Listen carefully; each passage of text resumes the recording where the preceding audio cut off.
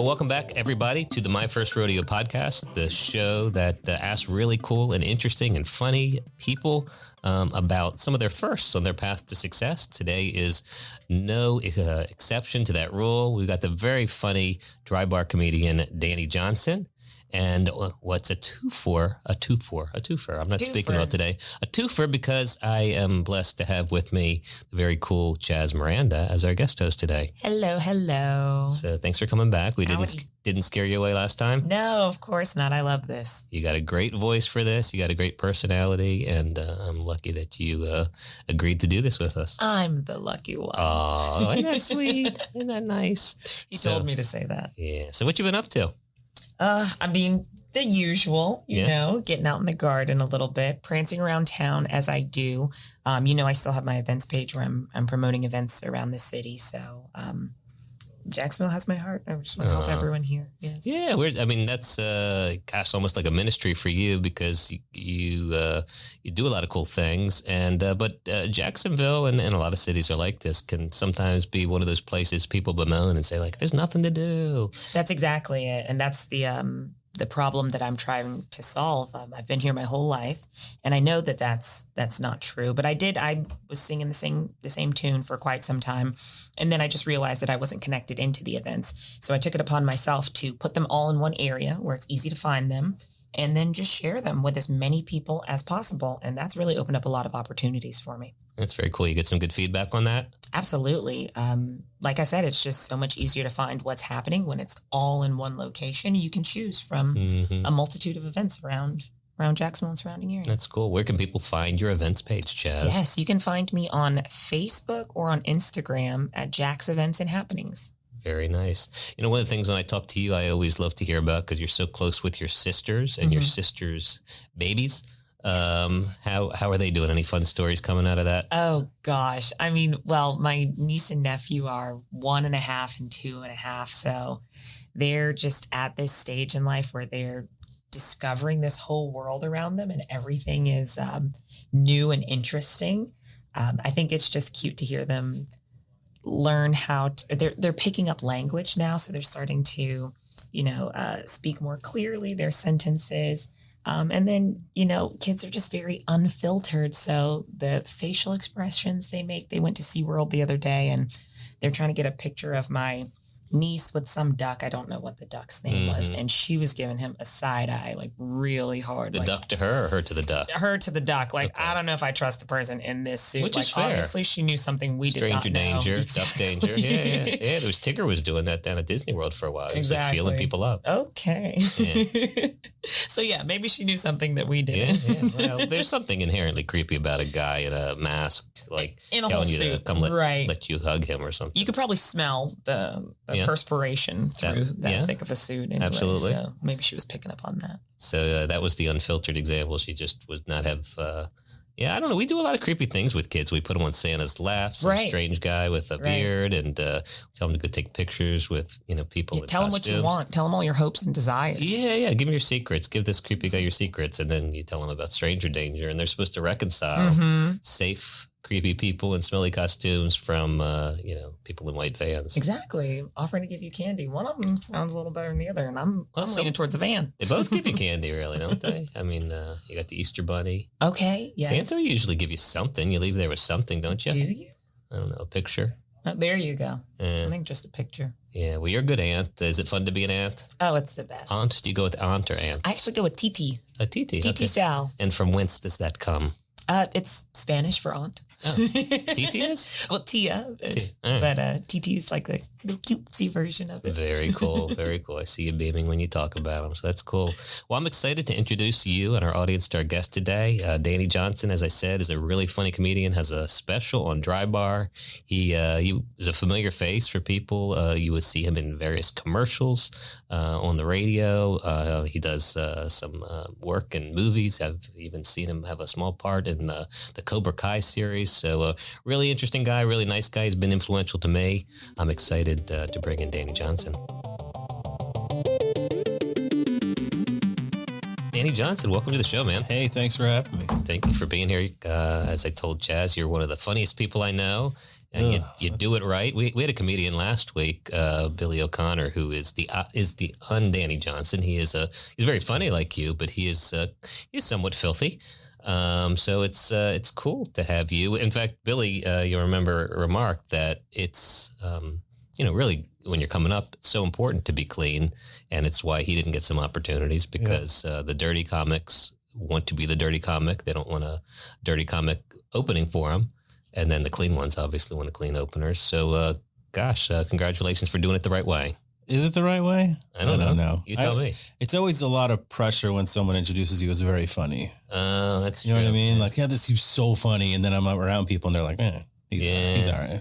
I get that when people say very good looking, and then they're I don't see that at all. Must have been his cousin. So, you ever have people set the bar high for you, Chaz? What would be an introduction that you'd be uncomfortable with? I feel like you do it to me sometimes. You're like, Chaz, she's like this social person around town. She's a model, da-da-da-da-da. Right. And I'm like, I just like to garden naked. That's how I started off. I should do that. What that garden? Should be your introduction. Where might Danny find your garden? I didn't say I was going to find it. I was curious. I'm a big gardener myself. There you go. Right. Understand. That not a big naked guy? No. Yeah. I'm afraid to be naked. It helps you the really? plants grow. Right. Does it? Which part? Yeah, just be in your natural self. Huh. Horny plants, I guess. They're like, The plants are naked. They're not wearing any clothes. I wonder if they pick up on the vibe. Mm-hmm. Like if we need to be fertilizing ourselves. Exactly. I wonder if that's why so many emojis are for a vegetable variety. Who doesn't like fruits and vegetables? Yeah. The eggplant, right? Eggplant. I'm growing eggplants and what's the other one? Asparagus. Are now. you? Why? Are you though? Well, I'm allegedly. I've put the seeds in the ground, but not a lot has come out yet. 2-3 years, you'll have saved 89 cents. Yeah, I'm not saving any money. That's for He sure. might have a side dish in a couple months to eat. Yeah, I'm about $400 in right now. Why did you choose some of the two worst? I don't know. You said you were going to help me, and she didn't. So I What am I supposed to do? I've encouraged you. I said you're doing a great job. You said you'd bring some saplings or seedlings, but that never happened. What's the difference between a sapling and a seedling? That's a very good question. The spelling, I think it is. Spelling. Yeah. So, I don't know. I like to eat asparagus, and they did say they're kind of durable. They grow year after year, if they ever grow.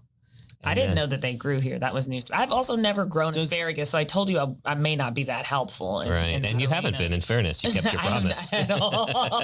But the weeds growing in your garden are just magnificent. They are beautiful. We don't know if they're weeds. They could be the precursor. I looked at them. They're weeds. They're weeds. Yeah. You didn't say that. Well, I was trying to be nice. Does asparagus grow like a cactus? No, it grows like a big shoot right up out of the ground. Like, right. I mean, like a big tree. Like a cactus, yeah. Yeah. So it is like a cactus. All right. Huh. That is how, yeah. Maybe that's why yours Eggplant is a Just a plant shoot. with Plant. and like a and the eggplant bean. grows on it. Yeah. Like a big old you know your thick stuff. bean. Mm-hmm. Guessing. Well, welcome to this episode of horticulturalist Danny Johnson. Right. How to garden nude and clothes. We're ready for your calls, listeners. If you want to ask Danny any gardening or vegetable questions. Right. Any botany questions? Any botany questions. So, this premise of our little show is your first. So talk to us about how you got into this comedy biz and some of the really cool firsts along the way. Yeah, I don't remember any of it. All right. Is that what this is about? All right. Let's go back to gardening I then. gotta go. Yeah. That's a great question. So, and I was actually looking for my first, I think I still have my first ever notebook of ideas from high school. Wow. So I grew up in Long Island, New York, and I was a huge Saturday Night Live fanatic, right? I love Saturday Night Live. We would, watch it on Saturday and then Monday at school, talk about it. And I was part of this youth group, St. Peter's Catholic Church youth group. And we used to do talent shows. So we would reenact Saturday Night Live skits and then create originals. Mm-hmm. That's very cool. And then as I got a little bit older, 10th, 11th, 12th grade, started watching stand up on late night TV. And I was like, this is funny. Growing up the oldest of 5, if I was to psychoanalyze why I like to crack jokes, it's probably because over the years, less and less attention was on me, because my mom was popping out babies like a Pez dispenser. And like her head would open up? Right. Oh, that's creepy. Good for your mom, though. Let's talk about that. That's where babies come from. I did not know That's that. what I've been told. Yeah. But if I had to look back and okay, so less and less attention. So I just started finding great pride and joy in making people laugh. So we do these sketches, and I started writing down ideas, and I was like, I could never do comedy. To this day, I hate public speaking. I dislike it, like with a passion. So the first time doing a sketch was easy because it was 10 of my friends involved in it, the lighting, the camera, whatever. I kind of wrote it with a couple of different friends and whatever.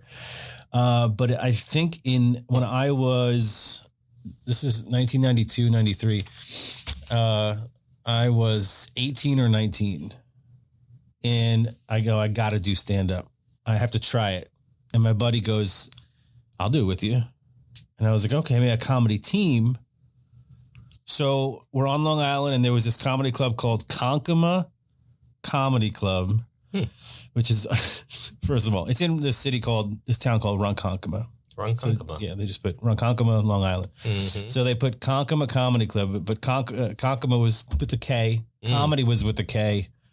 And thank goodness, club was with a C. That's a good call on their part. Yeah. So, but when you drive by at first, you see the two big letters. Yeah, you're like, this doesn't end well. Yeah, like your brain fills in the blank. So we created this sketch, right? We put this little skit together and some stand-up jokes, me and my buddy, and I only remember one of the jokes, and it was my buddy worked at a supermarket in the meat department, and he would always be wearing a white apron with blood all over it. And people would still ask him if he works there. You work here? He's like, no, I just murdered my family. I thought I needed milk. That's funny. So he turned around and went backstage, put this thing on, and we just reenacted it. And then we did some jokes that we had loved over time from other comedians. We have no idea. Right. No idea what we're doing. Yeah. And that's not an uncommon way to get started. And I don't know why I remember this. There's 73 people there in the audience. That's pretty good for an open show. mic. Yeah, that's amazing. So we brought 63 of them. Wow! So we did really well. But that was just your siblings, apparently. Right. They just kept popping up. Are we related? So we killed it. We did great, and it was such a rush. And then all the other comedians from the open mic pulled us aside, and they were like, where did you get that joke? And we were no idea it was wrong. Like, that's you're not supposed to take other comedians' jokes. Okay. We had no aspirations of doing it beyond that night. We're just putting together a show. We're like, why not share our favorite jokes? Right. Right. Anyway, so we're like, oh, okay, we won't do that. So that was when I was 18 or 19. I finished up junior college, and then I moved to Florida, and because I wanted my comedy career to go nowhere. So I moved away from New York. Right. That makes really good sense. And then I just kept writing all throughout college, but I was so fearful of public speaking. Like I was like, I'm never going to do this, but I got to get these ideas out of my head because it's driving me crazy. And so finally, I finished college. I think I did, 8 or 9 years. And finally, the guidance counselor was like, "Look, you got to go. Right. You're 58 years old. You're a senior." So I graduated with straight C's, and I moved to New York. K is in Concord, apparently. Right. And then I moved back to New York for 6 months. And in the meantime, my family moved to Jacksonville, Florida. They got transferred, and my family was like, "Hey, you want a free room and board? They were building a house. We'll build a room above the garage with your own bathroom." Did it right down the road from the Comedy Zone in Mandarin. Yeah. Oh, nice. Yeah. So I must have lived there for a couple of years before I got the guts to go try the workshop. So those who don't know, some clubs have a workshop. They teach you how to be an MC. You really can't get good or learn about comedy unless you're actually performing it, over and over and over. But I joined the workshop. I think I actually paid. Just gross. But I paid, $200 for this 8-week course. I think it was always $200. But the first day you're there, they're like, you have to go up there and do 2 minutes. And I remember having to change my T-shirt after, when I got home. I was that nervous. Yeah. Because it's all comedians, jaded, some, good, some are just crazy people. But they like the opportunity to tell the new guy he's not as good as he thinks he is, or what have you. Yeah, absolutely. They give you feedback, and then you have to pick and choose who you're like, Yeah. And then shortly after that, I just kept doing it and doing it and doing it and doing it. They started having Monday night shows, and they would almost sell out almost every Monday. It was once a month, huge crowds, 250 people. Huh. And then I got hired as an MC. Wow. And at that time, it was Tuesday through Saturday every week. And I probably got 1 to 2 weeks a month for the longest time. I think there was 4 or 5 of us. I just talked to somebody about this the other day. Nobody I started comedy with is doing it today. Wow. Nobody. Huh. So what made me, I had the same 15 minutes. I had 10 minutes and then 15 minutes, and I was killing it. I mean, I didn't bomb until I had to write more material, which is, I wish I would have bombed earlier. You wanted the hard knocks up front. So you came through the workshop and you had 10 and a 15-minute set or something close to it? Just 15 total. Okay. And you could break it down. Yeah. If they said do 5 minutes up front. Then... Right. So what happened was, I don't remember my first time performing for money, but I remember being so excited that I made $25. Sure. I know. I was like, $25, give me 6 beers. No, negative. And, but it was just so exhilarating. And so I don't remember it because I think I blacked out, not literal in a literal sense, but you just kind of are not in the moment. You get on autopilot.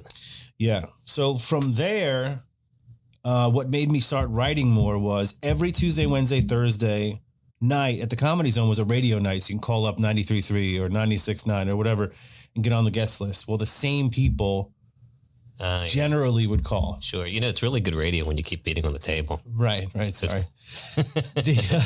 Here's a paper. Right? That's much better. Thank you. I appreciate the sound effects. Right. Dan will be doing tap shoes later. Right. And then the rain started pouncing down on my... Just speak emphatically. Right. You don't need to punctuate with the table.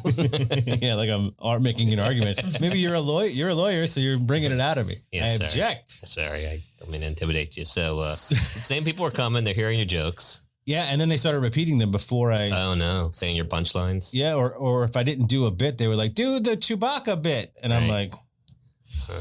So then I started getting nervous. I didn't want to perform on those nights. Right. And so I started writing more and more material, and that's when I started having a really hard time because it's all brand new. It's all untested. You have to kind of throw it in the middle somewhere. But the more I did it, the more the feature act, which is the middle act, would start to bring me on the road. When he headlined other rooms, I would be his feature act. Mm-hmm.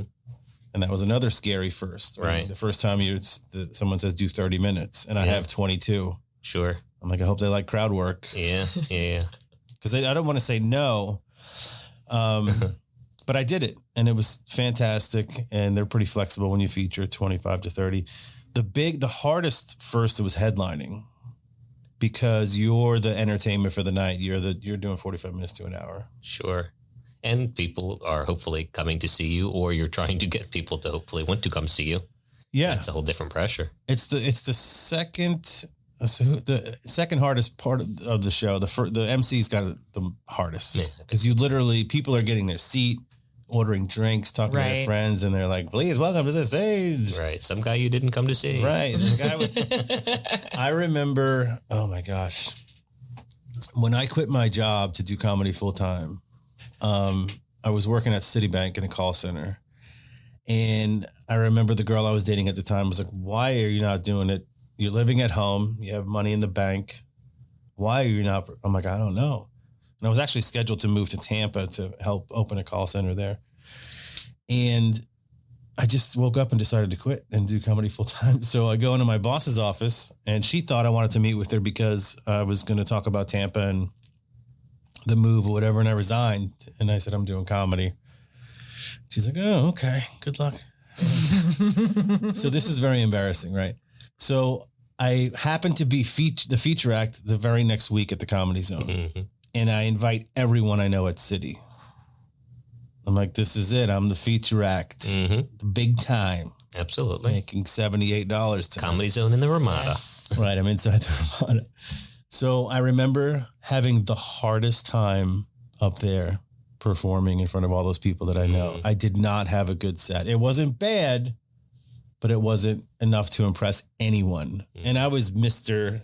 come on and see me. This is what I'm doing now. Okay. But you were the quiet guy at work, I'm guessing. Yes. But now that I was like full of this passion that I'm doing what I love. Right. This is why I quit. Right. This is what's going to skyrocket me. So I remember that really awful feeling of being out in the lobby after the show and everyone's there and they just kind of look at you and nod like, No eye contact. No, very we'll little. see you on Monday. Yeah, yeah. Is there any way I can get is my badge work still? My cubicle still available? Yeah. So what do you attribute that to? Was it just that it was so hard to kind of out yourself as this different personality in front of people you knew? I think it was more, I was unprepared to be a feature. Oh, I see. You need 45 minutes to do a 30-minute set. And because that 45 can be crunched down to 30 of just awesome stuff. Yeah. And the crowd wasn't that great, but it's really up to me to turn them. And I didn't have the skill set to do that at the time. I was only been doing it for, a couple of years, less than 10 years. And couple less than 10. Yeah, a couple less than, I don't know. I'm somewhere, range there. I'm somewhere between 6 inches and 19 feet myself. That's my height. Right. It's less than 50 years. Right. Comedian math. I love talking to people that know. I'm terrible with dates and years, and like I've listened to interviews before, and they're like, "Well, in 1985, I started here and here." I'm like, I don't even know what I had for breakfast. Right. Yeah. Last week. I can't do any of that. You only have the one son, but I've got 5 children, and I have so much trouble with ages and birth dates, sometimes names. Really? Yeah, I don't know. I mean, your own. I know. If I think about it, I could do it. I mean, I know all of them, but it doesn't come. It takes a little time to recall. That's 5 kids. That's a lot of birthdays. I think I have that issue with nieces and nephews. Yes. All right. Because I'm the oldest of 5. Right. Actually, more than that. I grew up the oldest of 5, but I have half sisters and half brothers and step brothers and stepsisters. So I don't know. There's like 50 of us running around. Do you know your siblings' birthdays? Or ages? Not ages, but birthday. Yeah. Well, they kind of flow one from the other. Right. It's pretty much. I know that two of them they call it Irish twins, so they're like 14 months apart. That makes sense. Yeah. So where do you go from there? The feature didn't go like you thought. You had already burned the bridge on the call center side of things. Yeah. You're, I presume, heading out of town. Yes. How's it go? Yeah. So the Comedy Zone previous owner, Fred Posen, was a big advocate of mine. Great guy. The Comedy Zone at the time had 20 to 25 different rooms across the country. And the way it worked is you had to send in an actual videote, like a VHS. Chaz, you know what a videotape is? I do know what a VHS is. Yes. Right. Okay. Yes. And they had to approve you to be a regular feature act or whatever. Well, Fred bypassed all that. He just called them and said, Danny's going to be a new feature. You're going to book him. I don't know what he said, but that's next thing you know, I got all these weeks. I'm all over. I think I've done close to 40 states at this point, but I started to be a regular feature act on the road, and meet a lot of headliners. Met a lot of I met a lot of headliners who were very happy. But at that point, that doesn't really do you all that good, other than increasing your network, and they can recommend other clubs for you to. But feature act, it's just tough to make a living. Yeah. I mean, for our audience, feature is kind of a misnomer because it sounds to some people like that means the top person. Oh, right. But feature's the middle, sometimes called a middler. And at least in the current economy, at least at current clubs, they might make $150 a show, maybe a little more, maybe less. Yeah. The MC's making a fraction of that. And the headliner, depending on who they are and what they're doing, is, they're making good money. They're doing 5 shows a weekend and splitting the door and getting a hotel room and all that stuff. But so being a full-time feature, it's not a very lucrative endeavor. And some clubs, such as the Comedy Zone, pay you per night. Right. It doesn't matter how many shows. So if it's $150 a night for Wednesday, Thursday, Friday, Saturday, there could be 2 shows Friday, 2 shows Saturday, and it's still $150. Oh. Yeah. Now you can sell swag. I think our audience should know that, how important that is to the lifestyle of a comedian. Yeah. Huge, because I would take it's $100 round trip in gas for me to go to a town, and I'm scheduled to make $600 for the week. If I could make $300 in merch, that's lunch and gas, because it's typically free hotel at the Quality Inn or the Red Roof Inn. Sure. I have so many bad hotel stories. It's unbelievable. I imagine. It's awful. Yeah. No, they're not usually. I've slept in my car with my stuff before because of the hotel. Probably better. Your car was better than the hotel. Yes. Yeah, I could see that. Bed bugs are not fun. No, I check for that first thing. First thing you do in any hotel, the comforter comes off and goes in the corner. Immediately. Yeah, they don't wash that. Yeah, even nice hotels? I don't know. Like, I don't know. I've never been in one. Like, what's a nice hotel? A Hilton or well, let's say a Four Seasons or I'm West sure End they or do. something. Yeah, okay. How about a Hampton Inn? I guarantee it's once a month. This podcast brought to you by Hampton Inn. No, We save money by not washing your comforter. I think Hampton Inn cleans their stuff. I'm going to believe that. Well, Ask them. You should next time you go. you You play it safe and travel all put the that time. comforter in the corner. Yes, you don't need it. Bring your own blanket. Oh, Yeah. okay. All right. You guys are depressing me. Don't touch the comforter. People jump on the. Yeah, all right. Get it all. And that little blanket sometimes they put on the end. I don't even know if that's ever been watched ever. Next, you're going to tell me I can't lick the curtains. I mean, You shouldn't. Yeah, that salty taste you're getting. oh no, I thought it was paisley. That was not paisley. And back in the day when I was traveling a lot was smoking rooms too. Yeah. So you sometimes couldn't tell them which one you wanted, and you would walk in, it's just an ashtray. And Now it's pets. Like even the nicest hotels allow pets. I'm not a pet person. I'm certainly not traveling with my pets that I don't have. But yeah, you can see and smell the remnants of pets. do you travel with your asparagus and eggplants? Well, yeah, I think that's a personal Like a question. pots Depends what I got planned. in the back in the back seat of your car, watering them, talking to them. Absolutely. Only if you're naked. Only. What's that? if you're You know, Stephen Wright is. Sure, he's one of my favorites. Yeah, one of his jokes is, I think, I like to torture my plants when I water them. I water them with ice cubes. Waterboards his plants. That's right. He's great. So they'll get a drink eventually. He's the king of the one-liner. I like somebody robbed my house last week, and they replaced everything. They stole everything and replaced it with exact replicas. Right. Yeah. Funny jokes. Right. I have a life-size tattoo of my face on my face. I have a sea cell collection. You may have seen it. I keep it scattered on the beaches around the world. It's so silly. He is a silly man. It's very funny. And a clean intellectual comic, much like you. So how do you develop your style? Does it just emanate from who you are? Yeah, I think so. I used to not care if I cursed on stage, so occasionally drop a curse word. And then with the ultimate goal of trying to get more and more television spots, more and more, some comics I talked to were like, hey, if you work corporate functions or charity events, these are 10, 20, 100 times the pay of a comedy club. So I said, well, I'm normally clean in everyday life. In general, I'm not a walking, potty mouth, which is nothing wrong with that. See that, Chaz? You're okay. Yay. Yeah. So I decided to just eliminate all of it. And I love Seinfeld, and I love his philosophy of, Seinfeld talks about, think of a joke as a horses racing around a track, and they're going around in a circle. And then cursing is one of the horses turns left and cuts across the middle of the field to get to the finish line faster. Right? That's fair. So but I enjoy that kind of humor. I like Louis C.K. I like Chris Rock. It's just not for me. Right. It's got to be the voice. Yeah. And that did separate me. And I think it does a little bit still to this day, but it does limit me to certain topics that I can't touch upon. And not that I want to, I don't regret it, but I'm like, wow, I'd have a lot more material if I was able to, talk about sex life or curse in my act or whatnot. Yeah, and I think there's a way to do some of those subjects and still keep it clean, particularly when you talk about yourself. But you got a really extraordinary opportunity I want to talk about as being part of the Drybar Comedy series. I think you have one of the funniest specials on Drybar Comedy. I hope our listeners will check it out. Not only that, but you have a podcast where you get behind the bar and talk to other really good Drybar comedians.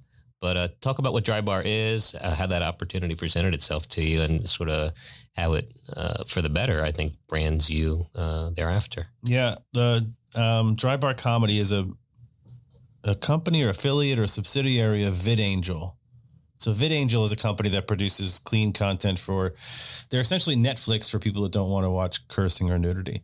So you can subscribe to VidAngel, pick a movie out And then if you can, there's a checklist, no nudity, no cursing, and it'll just take it out. And then there's just no movies that you get to the end of that, right? It's just a blank If screen. it's Goodfellas, it's just like, hey, yo! And then the movie credits. Credits, yeah, a lot of credits.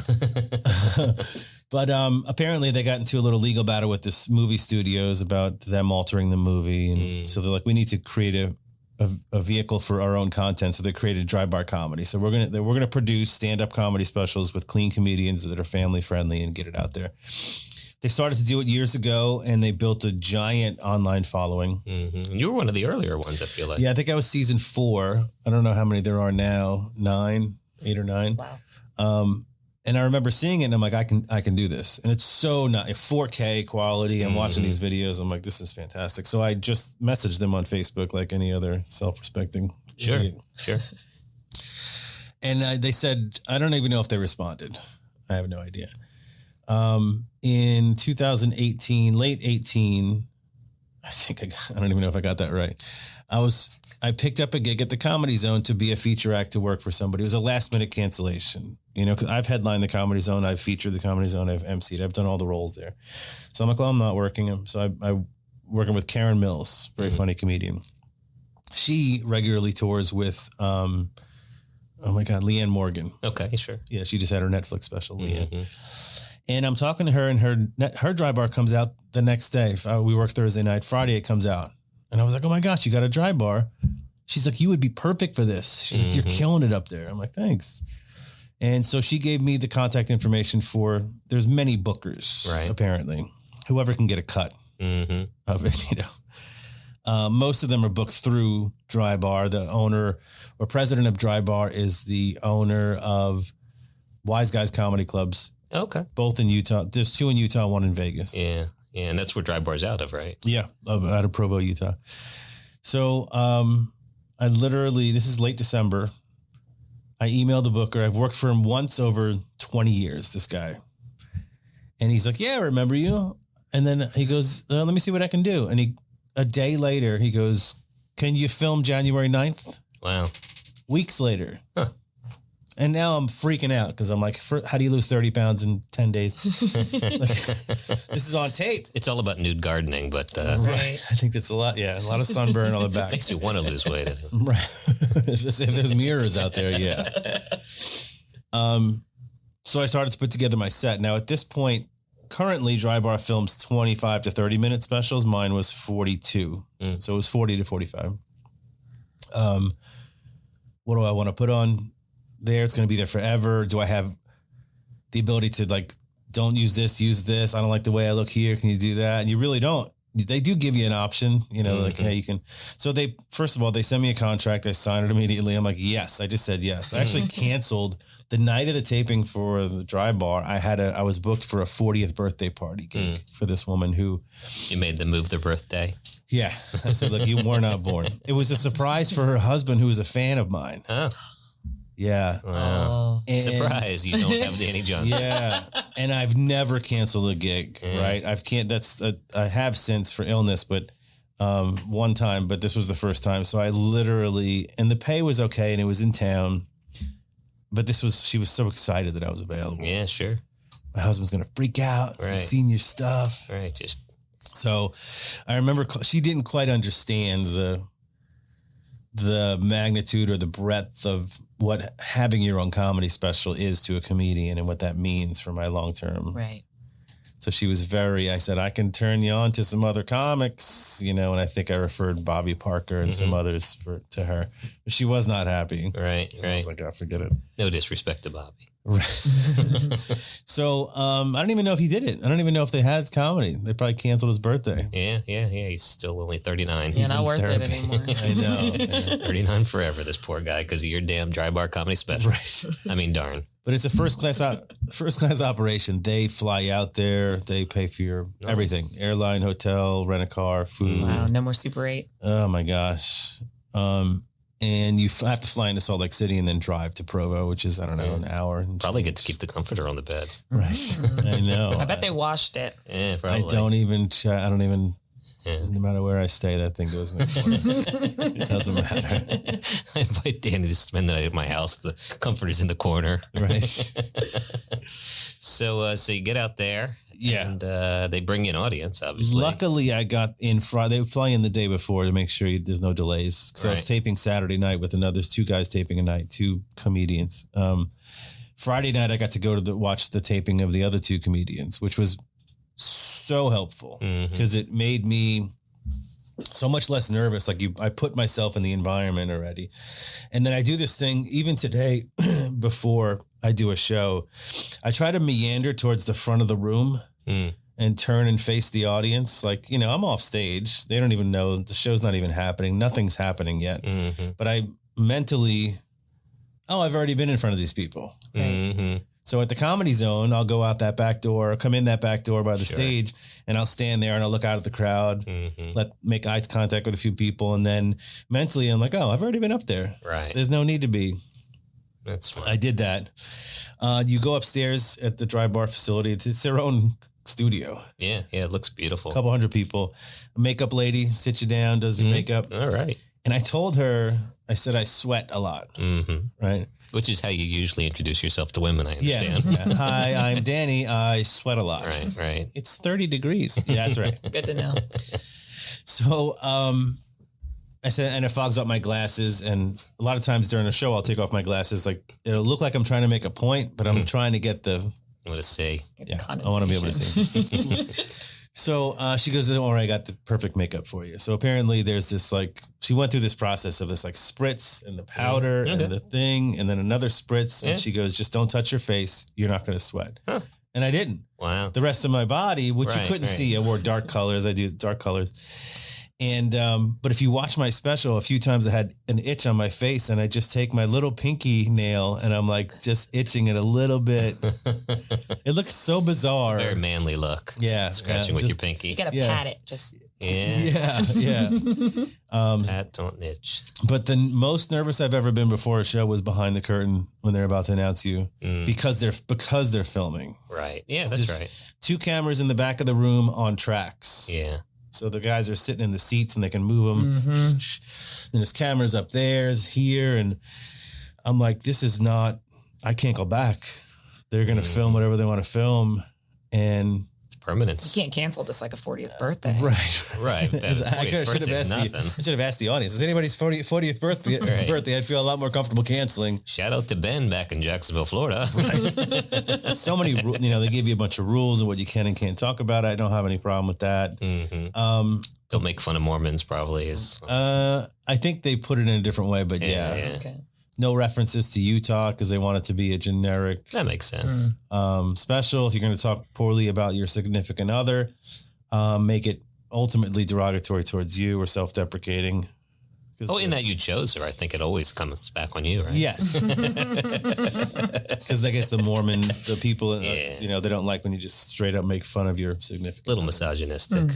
Don't say Jesus Christ or my God or anything like that. All these things I don't do anyway. Right. I just talk about food and my problems. Yeah. My family. But I remember just standing there backstage and they had an opener who was not filmed. This guy, Seth, who I've had on my podcast, he just had his second special released. And it was almost a numb, I was shaking, my knees were shaking a little bit and I was numb. And then I went out there and once I got my first laugh, it was fine. Right. But to wait on that first laugh is the worst. Once I get my first laugh, I'm absolutely fine. So if that doesn't come within a minute. Right. And some of your bits are stories. They're not, you don't have that I recall. And I've seen you a bunch of times, worked with you a bunch. Immediate. It tends to be more local or relevant to the crowd. Yeah. I'll try to do something that I think it's the elephant in the room. It's happening now. Did you work with me in Fleming Island at that gig at the hall? So it looked like Prince's bedroom. Right. Yeah. Because there's a lot of sheer sheets and purple lights. So that was the first thing I opened with. I never performed in Prince's bedroom. Right. So everyone's thinking it, or at least they are now. Yeah. But you wouldn't do that for the Utah show. No. That would just be a one-time bang and it wouldn't be relevant to the people watching it. Yeah. I think my first joke is about my doctor. Which takes a little while to get into. So it was less than 30 or 40 seconds though before I got the laugh. Okay. And I think if you watch my first special, I think I say something like my doctor is really into my life very concerned about my life plan. Right. That is me being really nervous that I didn't get a laugh already. And there was no reason for me to get a laugh, but I'm like, I'm taking way too long. And that's an awkward kind of, I did actually this motion with my hand. Like, please laugh now. yeah, like I'm instructing them. Where am I? My laugh sign. Things only you would notice, but I hear what you're saying. So I did the first show and you taped 2 shows back to back. And then the other guy went up and then they switched. Just same audience? No, swap them out. Same audience, right? You're be prepared to listen to the same 40 minutes. Yeah. The second show was better. I was way more relaxed. And I think they use most of the second show. They give you a little sheet and they go, take this with you home, mail it back in or email it or whatever. Give us your feedback. Ultimately, we have the editing. Right.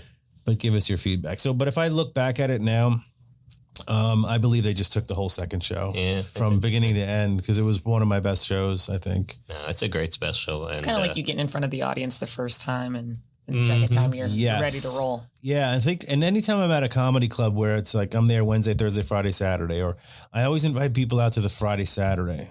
Don't come to the Thursday. I've just had 3 days off. I'm in my groove Friday, Saturday. Yeah. Yeah, usually it's the earlier show that at least has the hotter, bigger, better audience. But in this case, you had an equally as hot audience 2 times. But I think the first one was like 7 and 9 or something. Yeah, which is late for Utah people. Right. Utah's beautiful. I had to buy a winter coat. I didn't own a winter jacket. It's a good comedy scene too. And my theory on that, you could check me on it, is obviously there's a lot of Mormons there, and I don't know any Mormon people that aren't nice. They're all nice. They all like to laugh. They don't mind laughing at themselves. And then, obviously for religious and cultural reasons, they give up a lot of vices, but not laughing. They really, that is one of the things that they do that kind of, I don't want to say let it all hang out, but that is their,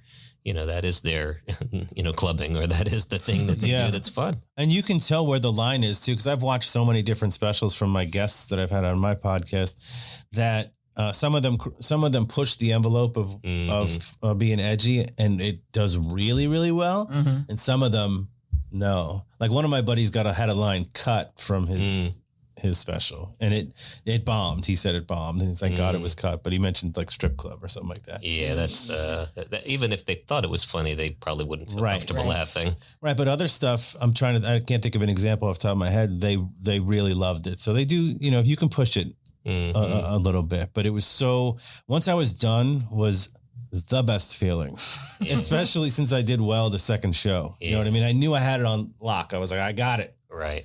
I just filmed my special. Let's hope. And then here's what I don't like. The only thing I don't like, they don't tell you when it comes out. I'm scrolling through Facebook because first they put it on social media. Right. And I see a clip of me and I had to scroll back. And it was a clip from my special, and it had like 18,000 views in 18 minutes or something. It was something ridiculous. Holy cow. Yeah, it was so ridiculous. And of course, I'm sharing it and calling my family and this and that.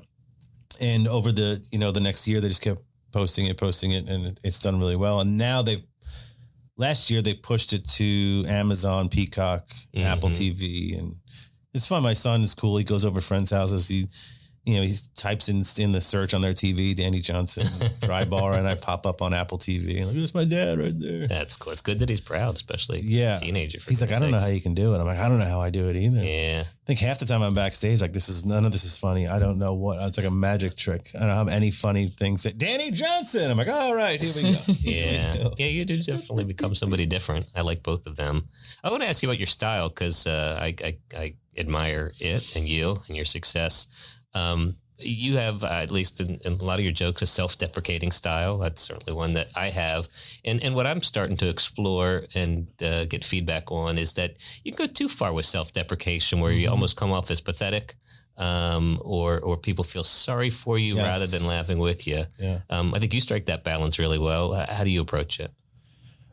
That's a great point. Because I've seen people when you do your opening joke, sometimes with the turtle. Yeah, I get more of an oh. No, you get laughs sometimes, but other times it's a sort of a weird split. Like, oh, yeah. Well, you don't like turtles? Yeah, who doesn't like turtles? I say, I know what you're thinking. It's what a turtle looks like without its shell, and it's quick. It gets you a really quick laugh, hopefully. Yes. And then I've got some follow up on it, but yeah, those types of jokes about dating life, jokes about failures. I think they're funny and that's what I use, but I have gotten some feedback by some people, usually ones that like me. They're like, I feel bad for you. So how do you approach what's funny and what's pathetic? Ooh, that's a great question. You should have a podcast. Yeah, we should discuss. That's cool. Yeah. I don't know that I've ever, there's certainly times where I've felt the audience felt bad for me. And it may have been when I was trying to do material around my divorce. Okay. And I did, so that's because I don't have quite the punchlines just yet. Yeah, I'm just throwing it out. Pain, I'm working through what's going on. They're like, oh, yeah. Right. Like, well, that's not the response I wanted. Mm-hmm. But I don't think I'm trying to go through my current set list. I don't think there's anything that would even put me close to the feel sorry for me. No, I mean, you tell weight jokes and health jokes and doctor's office jokes, all of which you are the butt of the joke. Right. But you're also bringing in every other person that's got, whatever your body type or has ever been embarrassed at a doctor's office. Right. Yeah. You know what? I think the closest example was probably a couple of months ago. I'm trying to work in the bit about going to my dermatologist. And I think I did get a bit of sympathy or I feel bad for you. Because I talk about when you haven't been to the dermatologist in a long time and they sit you down in this chair. Well, first they go get undressed to your underwear and they put a little, and they go she comes in and first of all, my dermatologist was really beautiful. This young African-American woman, could have been a model, just beautiful. Everything was, and I was like, come on, can't you just give me like an old dude or an old guy or an old lady? Because I'm standing there shirtless. Right. And I have, you can see, I got, the whatever, the mole, I don't know what you call them. Beauty marks. Yes, beauty marks. Sun-kissed. So she goes, all right, have a seat. And I'm like, do I have to sit? Because I have I have the right, now stomach. it's going to look even, yeah. If I stand up, I look a little thinner. But now I got to sit down in front of her and everything is scrunched down. Right, can I just lay? And now I'm like an accordion. I know. I'm like, everything is, I feel like I'm accentuating. Like, take a look at this thing. Yes. It's full of burgers. Right. And I'm sweating now. And she goes knee to knee in between knee. Yes. That close to me with a magnifying glass. Yeah. And now she's literally, I can feel her breath on my chest. Bright light. And cheek. And I'm like, are we dating? You smell like strawberries. But the strawberry line gets the biggest laugh. And I just added that. But before that was some people, small handful of people were like, oh. Right. Yeah, that's funny. It might have been unrelatable to at least that crowd. Cause those pale-skinned bald guys like me, we would relate to that quite well. And the dermatologists in general, the first thing they go, has anything changed? I'm like, I don't know. I can't see my back and I don't live with anyone. So what am I watching? There's hundreds of them. I feel good. Yeah. Does this look like it needs to be removed? You're the doctor. I don't. Sure. Yeah. Cut it off. I went to a dermatologist recently. Someone had recommended him down in St. Augustine. You could, right there on US 1. His name is Dr. Gross, which I think is a pretty funny name for a dermatologist. Or a pimple popper, yeah. But he told me that his son was going to join the practice. And I said, I got the perfect name for you. He goes, what is it? And I said, Gross and Grosser. Yes. He thought it was kind of funny, I guess. Yeah, you don't want to make jokes with the guy with the knife that's about to scalpel. slice into your... I feel like they always pull things off depending on like where they are financially. Like if they got a boat payment coming up, then you're getting a couple biopsies. Right. Yeah. Something's due. I remember making a joke because the guy had a Florida State stuff all over his... In my school, USF just beat Florida State in a football game, and I mentioned something, and he got angry for real. Yeah. Like his demeanor changed. He went from friendly banter to, all right, what do we got here? Yeah. We just, this doesn't hurt, does it? Yeah. Yeah, that's not cool at all. Well, I can't let you go without talking too about your interesting, complementary career, both in commercials and movies and things of that sort. You got some that have such longevity. Tell us about how you got into that and, how you approach some of those silly roles that you get to play. Yeah. Another great question. Thank you. I appreciate. He's good at this. I appreciate the encouragement. Right, keep going. So during those days of open mic nights that I mentioned earlier at the Comedy Zone, some of the open mic nights were either opened by or closed by an improv troupe. And it was one of the cast members was Al Emmerich. I don't know if you know. Of course, Al. Yeah, you and I. Oh, I know we had lunch together. I wasn't sure if you remembered. And we are both old. I just posted a commercial that he directed today. I just reposted it. It was 14 years ago. I did a commercial for Football Fanatics, and he is that Fred Funk or no? That was Mitsubishi with Fred Funk, but this was Football Fanatics, the store in Orange Park Mall. Okay, and Al Emmerich directed it. He hired me for like 5 or 6 Fanatics commercials. But anyway, so Al's doing, and the improv troupe was fans of mine. I don't mean that in a literal sense. I mean, they stuck around to watch my set. They liked it. Mm-hmm. Thought it was funny. Yeah, they could have just been improvising, but. Right. But they would either close the show and stay until I was on and leave, or if they or open the show. So Al's like, have you ever thought about then acting? I'm like, I don't know. I'm not a good actor. He's like, let me just introduce you to my agent. Mm-hmm. So we met up with my First Coast Talent is my agent, Andrea. She's wonderful. And I met, Al brings me in, and usually there's a process. Again, this is somebody else that helped me in my career, like Fred. Mm-hmm. Al goes, you need to sign him. And she's like, well, what have you done? I'm like, nothing. She goes, have you taken any acting classes? I'm like, 0. Mm-hmm. And Al's like, he's hilarious. He's going to do well. Mm-hmm. He'll get some training, blah, blah, blah. He's got funny faces. I was like, you can lift that one out. It's my face. So she did. And I signed with First Coast Talent. I went to a couple of acting audition workshops and this and that.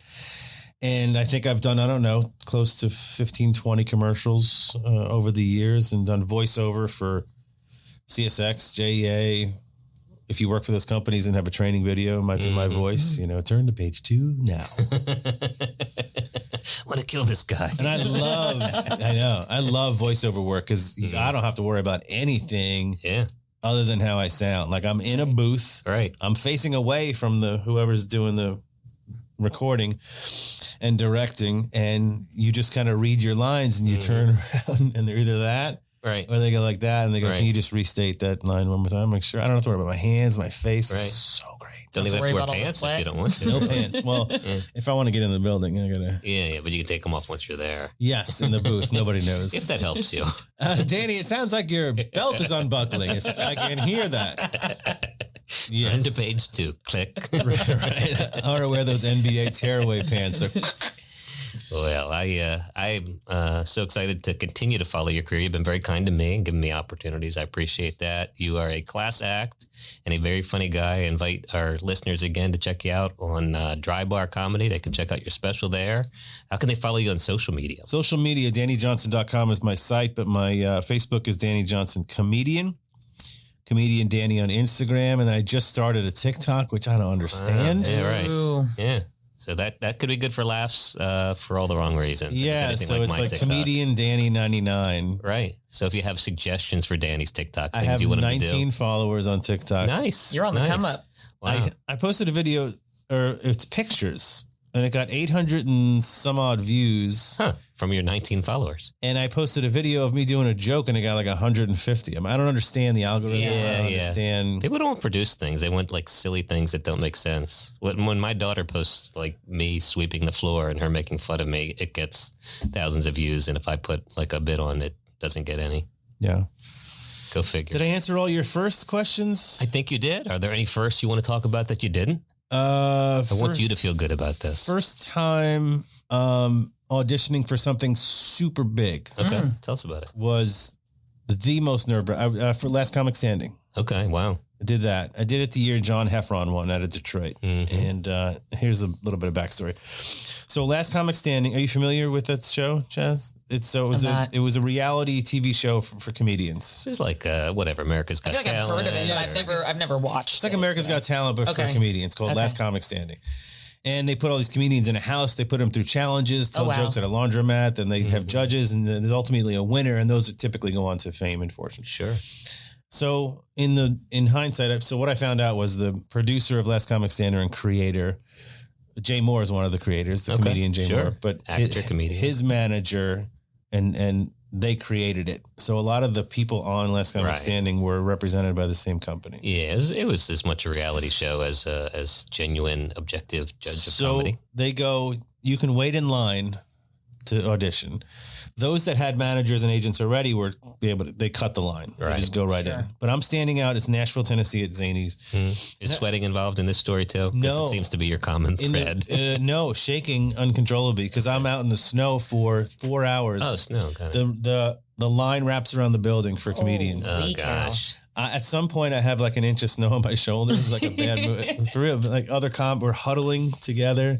People are leaving the line to go to the bathroom somewhere in the bushes over there. They're coming back, which is not good for their gardening. Probably not. So That's what you're growing. No, it's okay. I'm it's two. We'll come back to that. 2 minutes in front of two judges and all these cameras. It's just two people in this giant comedy club that holds 400, 300. Wow.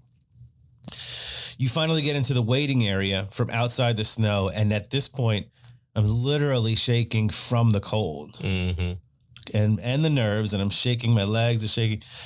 And I remember getting up there and they just look at you and they go, name? And I go, Danny Johnson. And they go, okay, go. And what do you get? A minute? 3 minutes? 2 minutes. And I think it might have even been 90 seconds, but one guy laughed. The other guy stared at me. Right. And then they go, thank you. Right. Laughed. I mean, maybe twice. Just, ha. Right. And then then they don't even say leave. They just go, thank you. And I'm like, I don't know where to. Am I being dismissed? Right. You know, where do I put my hands? No feedback. So later that night, they're just a regular show with some of the bigger name comics that were involved. So I went to that. But at the end of the night, the John Heffron leaves in the same car with the judges. And then he eventually wins the contest overall. I'm not saying anything's wrong with that, but and I could be misremembering, but for sure he got into the car with. Yeah. And it was just disheartening. Yeah. Those things are about entertainment, and I get it. You know who Billy Gardell is? I do not. He was the star of Mike and Molly on CBS, and now Bob Hart's Abishola. Okay. Oh yeah. He was a huge mentor of mine in my early years, and he got me gigs. He helped me iron out some problems I had with some clubs. Just an all around great guy. And I remember when he first broke in on the show Yes Dear, he was a regular on that show with Anthony Clark. Sure. But he told me that a lot of these reality shows and different shows that they're going to cast will be straight up with you and say, we already have a big fat white guy. Right. Thanks for coming in. Right. We already have an Asian guy. Thanks for coming in. I'm not even Asian. We already have a Southern blonde woman. Thanks for coming in. You know what I'm saying? Like, so you can't take that personally, but they're casting a show. They're not hosting a contest for funniest comedian or best singer. It's a show. They would have bring in demographics. I worked with, and you probably have too, Josh Blue, who not only had success on America's Got Talent, but I think if he didn't win, he came into the finals of Last Comic Standing, and a very funny guy. Obviously, he's got cerebral palsy. That's a big part of his story and his jokes. But, there are certainly good comics that come out of it, but there's a lot of good ones that don't get a chance. There's a guy named Dave Mordell out of Idaho or some in the Midwest, and I got to work with him several times. He was on season 1 or 2, and he got famous enough to start selling out theaters. So he was when you sell out theaters, when you're a draw in comedy, you demand the door. So think of 300 seats or even 1,000 seats times $30. You can get 90% or more of that per night. Yeah. It's a huge check. And I'm working with him and he goes, I know where my end game is with comedy. He's like, I'm famous enough to sell out theaters for 5 years. He goes, after 5 years, I'm cashing out and I'm going to buy a new tractor and upgrade my farm and I'm just going to disappear. And he not only did that, he did some shows on like the History Channel and some other small network shows or whatever, but he's literally at this point gone. I think I've seen him maybe in the Midwest a time or two, but he knew you strike when the match is hot, you tour because you can see some comics that have sold out theaters and then 10 years later, they're like, comedy clubs, which is fine. They're still making 1,000 times more money than I'm making. But they're working hard and they're dealing with bed bugs and the like.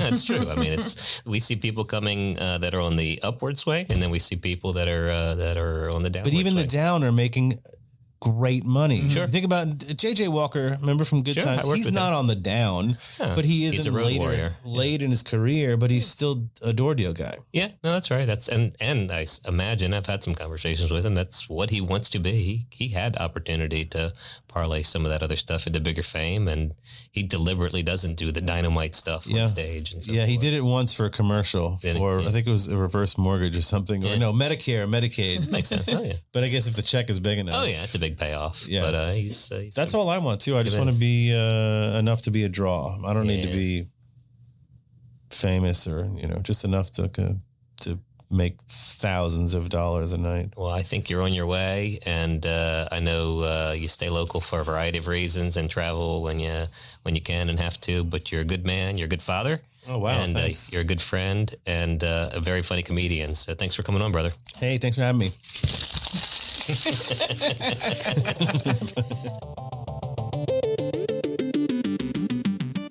Danny was fun, wasn't he? He was. He's a lot of fun. Well, I'm glad you liked him. He's very different than our show last week, huh? Yes. Billy O'Connor. Yes, definitely a lot more clean, but equally as funny. So. Yeah, two very neat ways to approach comedy and the art of comedy, and really cool, impactful career. But even Billy was quick to say that being clean is much more marketable than not. Right. It opens a lot of doors for you. I like that there's no, kind of one path for comedy. So I think you just got to be funny. Make it work for you. Yeah. And you got to be authentic. What I see are a lot of young comics using vulgarity as a substitute for a punchline.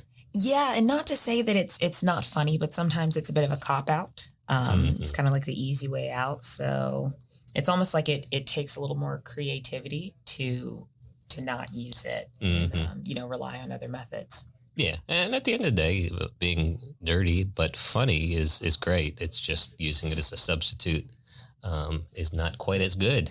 Right, yeah. Sometimes people just kind of end up just being dirty, and it's not funny. It's almost uncomfortable. Yeah, it does become uncomfortable. Yeah, the science of comedy, and I've seen it diagrammed before, but it's basically, if you think about it, it's a tension. There's always a tension created, right? My wife, my this, my that, my doctor, my kid. So you're like, oh, something uncomfortable here. Right. And then you relieve the tension. And it could be a joke about race that hopefully doesn't punch down, or it could be, any type of joke. It could be Chappelle, or it could be Stephen Wright, but you're saying something that creates a tension and then you're relieving it. Sometimes with the vulgar jokes that are dirty without funniness, it creates the tension, but it never relieves it.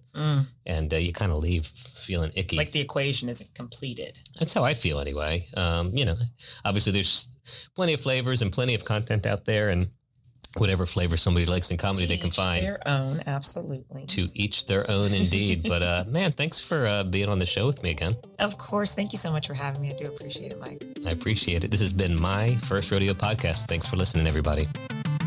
My First Rodeo.